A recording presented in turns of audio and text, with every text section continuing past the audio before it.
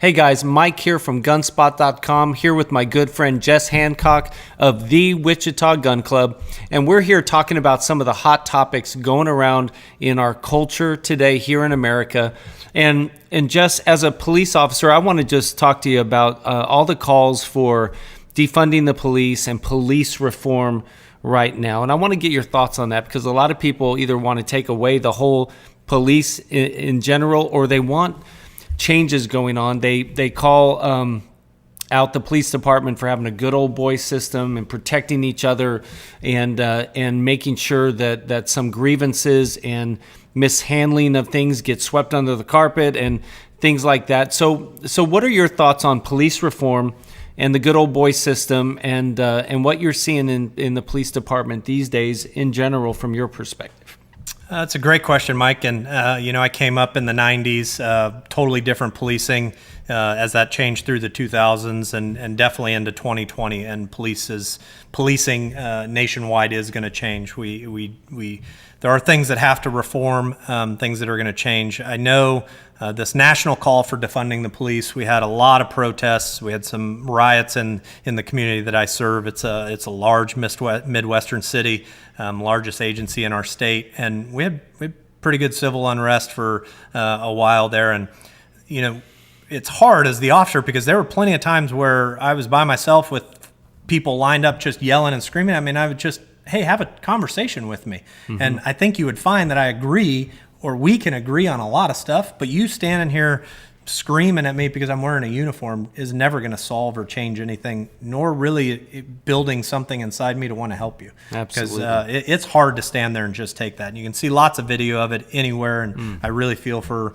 our brothers and sisters in blue in some of these big cities, Portland, that's going for 100 days straight, and wow. It's tough. So some of the things that I think are going to change, and some of the things that I don't agree with defunding the police, but I do agree with refunding and reallocating assets to the police department. We are called in when something is broken in somebody's time in their life and they need the police. And they call, and we have to be a pastor, we have to be a teacher, we have to be a counselor, we have to be authority, we have to be a defender, and we have to be all of these things in split seconds. We have to solve all their problems that have taken 15, 18, 20 years to develop as marriages crumble and children become more disrespectful. And we're supposed to walk in that door and solve that problem right there.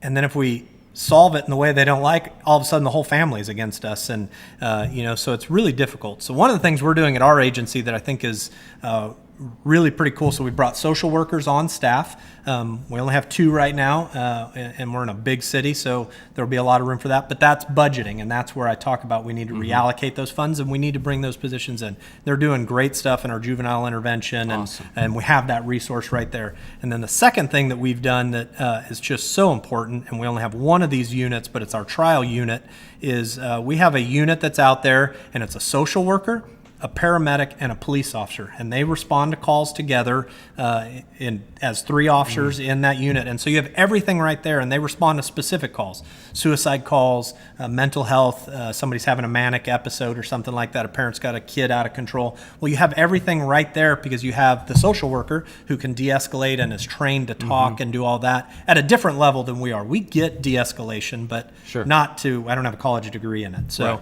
right. We have that, and then we have a paramedic on board who can use medicine to bring them down and do the things like that till they can get them actually into a hospital setting.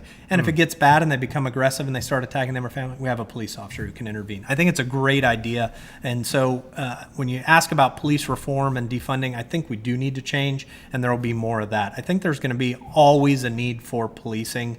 We're always going to have rapists and murderers and burglars, and you're going to want men and women that'll put a uniform on and respond in the darkness of night when you're scared to be out and come into these neighborhoods and deal with those types of problems. But at the time when people maybe now need a true traditional police element to show up, I think police departments are thinking out of the box and starting to do some of that. So there is police reform going on. What about those bad eggs that maybe you've encountered over the years? What happens when you have a cop who just is doing things wrong and is somebody that is going to shed a bad light on the department or in the community? What I think that absolutely happens. I think there are bad cops. This year we've seen video of bad cops. But if you look at I don't know the number, the hundreds of thousands of people that wear a uniform a day that go out and serve and leave their family, and the majority of them, the vast majority of them, have servants' hearts and they're there for the right reason. But I do think it's critically important that police departments police themselves. And when they have the signs and the writings on the wall that guys are excessive force and sociopaths and egos and John Wayne syndrome, we call it, and stuff like that, that they're removed, that they're taken out. And I think they need to work within the union so those steps sometimes aren't as hard to take out. We've got to protect the employees. It can't just be an arbitrary, we don't like Bob today because he's wearing white socks, so we're canning him. So the unions serve a purpose. I've been a union member my whole career, but I do think there's been some times where some guys should have been gone and the unions agreed on it. But policies have said that guy needs to stay there because of this, and they fought for him and retained their position.